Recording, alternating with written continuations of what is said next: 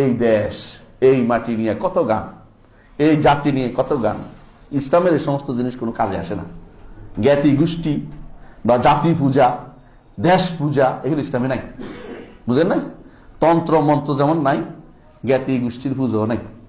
এগুলো হচ্ছে অতিরিক্ত কাজ, এগুলি শয়তান মানুষদের ধরিয়ে দিয়েছে। মুসলিম যখন হয়েছে, সারা বিশ্বের মুসলিমরা একই রকম। যে ব্যক্তি আফ্রিকাতে কষ্ট পাচ্ছে, সে তার কষ্টে আমি কষ্ট পেতে হবে। যে ব্যক্তি আমার ঘরের পাশে ইমানহীন, তার সে ইমান নাই, তার জন্য আমার কষ্ট আসবে না। কষ্ট আমার হতে হবে ইমানদারের জন্য। এই জন্য আশিরা, নিজের গোত্রের লোক হইলেও তার জন্য কোনো কাজ করা আমার জন্য জরুরি না। কথা বুঝাতে পারছি? এই জন্য বদরের যুদ্ধের চেয়ে চরম পরাকাষ্ঠা দেখিয়েছে কে? দেখিয়েছে সাহাবায়ে কেরাম। বের হয়েছে, তুমি তোমার আত্মীয় স্বজন প্রত্যেকে, ওমর বলছে, রাদিয়াল্লাহু আনহু বলতেছে, আমি আমার আত্মীয় অমুককে মারবো, তুমি তোমার আত্মীয়কে মারো। দেখাই দিয়েছেন যে তারা যুদ্ধের সময় যে শত্রুদের সাথে কোনো বন্ধুত্বপূর্ণ সম্পর্ক চলতে পারে না। আন্তরাষ্ট্রীয় সম্পর্ক যা হয়, এগুলি অনেকে বাধ্য হয়ে করে, সেগুলিকে আমরা আলোচনা করছি না। কিন্তু অন্তরের সম্পর্কটা বিশাল জিনিস, এটা মাথায় রাখতে হবে। ব্যবসায়ী সম্পর্ক আমরা বলছি না, সেটা চলবে, কিন্তু অন্তরের বন্ধুত্বপূর্ণ সম্পর্ক কোনোদিন থাকতে পারে না। প্রথম ঘৃণা আসবে কেন? আল্লাহর উপর ইমান আনে নাই, এটা বড় জিনিস। যে ব্যক্তি আল্লাহর উপর ইমান নাই, তার সাথে আমার অন্তরের সম্পর্ক নাই, এটা মাথায় রাখতেই হবে সব সময়। এটা যদি কোনো ভুলে যান, আপনি এখানে মুসলিম হইতে পারেন নাই, এটা আপনার মাথায় রাখতে হবে। অনুরূপভাবে সূরা তাওবার 23 নম্বর আয়াতে আল্লাহ তাআলা বলছেন, ইয়া আইয়ুহাল্লাযীনা আমানু, হে ঈমানদারগণ, লা তাত্তাখিযু আবাআকুম, তোমরা গ্রহণ করো না তোমাদের পিতাদেরকে, ওয়া আবনাআকুম ওয়া ইখওয়ানাকুম, তোমাদের ভাইদেরকে আউলিয়া, বন্ধু বানিও না। ইনিস্তাহাবুল কুফরা আল ঈমান, যদি তারা ঈমানের চেয়ে কুফরিকে বেশি পছন্দ করে। ওয়া মান ইয়াতাআল্লাহু মিনকুম ফাউলাইকা হুমুয যালিমুন, তোমাদের মধ্যে কেউ যদি তাদেরকে বন্ধু বানায়, তাহলে সেটা জালেম অন্তর্ভুক্ত, অর্থাৎ মুশরিক কাফিরদের অন্তর্ভুক্ত হয়ে যাবে।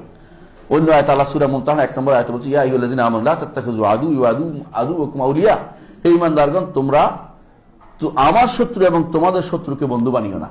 তাহলে কাফের কার শত্রু? আল্লাহর শত্রু। বুঝছেন তো কথাটা? আর আমাদের শত্রু মানে নবীর শত্রু, মুসলিমদেরও শত্রু। এই শত্রুকে বন্ধু বানাতে পারবেন না কোনোদিন।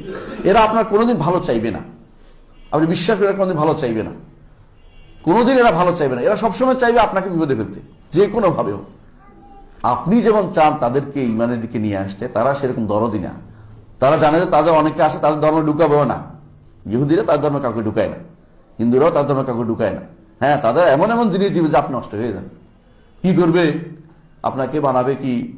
হ্যাঁ, একটু আগে আমাকে একজন জিজ্ঞাসা করছিল একটা প্রশ্ন, সেরকম। সেটা কি করে? ধ্যান করে, যে কি বলে এটা, কোয়ান্টাম মেথডিয়ান বানাবে। বুঝছেন তো? আপনাকে বানাবে ওই অমুক তমুক বিভিন্ন রকমের বিভিন্ন গোষ্ঠীর ভিতরে ঢুকাই দিবে। কেউ বানাবে রোটারেক্ট, কেউ বানাবে লায়নিস্ট, কেউ বানাবে অমুক বিষ্ট, কত রকমের কত কিছু বের হয়েছে দুনিয়াতে। এগুলি দিয়ে আপনাকে ছিন্ন বিচ্ছিন্ন করতে চায়। মুসলিম কমিউনিটিকে ভাগ করার জন্য যত রকমের ষড়যন্ত্র তারা চালু করে দেয়। এইগুলির ভিতরে আপনি ঢুকলে, আপনি ওদের ভিতরে আপনি ঢুকার দরকার নেই। আপনাকে চায় যে কোনো মূল্যে দিন থেকে দূরে সরে যান, এরা খুশি।